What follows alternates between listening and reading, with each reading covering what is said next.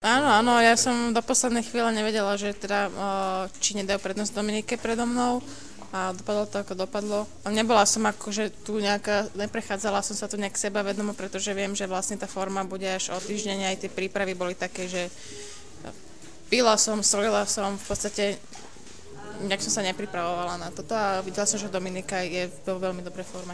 Ja som sa vrátila vlastne k zostave, ktorú som mala asi 4 roky dozadu, pretože táto nová bola síce pekná, ale ja potrebujem takéto temno a proste takú tú zlú hudbu, aby vlastne tá choreografia u mňa vynikla a mne tie tanečky ako nejak nejdu ku mne.